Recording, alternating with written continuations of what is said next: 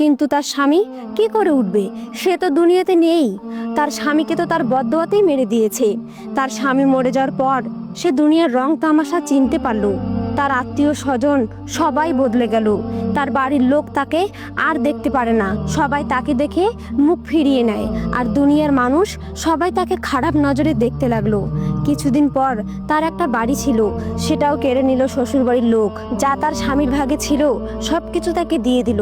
তার স্বামী মারা যাওয়ার পর সে বুঝতে পারলো তার স্বামী যতই খারাপ হোক না কেন, সে পছন্দের হোক বা অপছন্দের হোক, স্বামী তো স্বামীই হয়।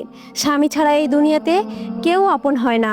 লাস্টে আমি একটা কথাই বলবো, বিশেষ করে মেয়েদের উদ্দেশ্যে, আপনার যদি মনে হয় যে আপনার স্বামী এতটাই খারাপ, তাহলে আপনি একটা কাজ করবেন, আপনাদের গ্রামের কোনো এমন একটি মহিলার কাছে যাবেন যার স্বামী এই দুনিয়াতে বেঁচে নেই।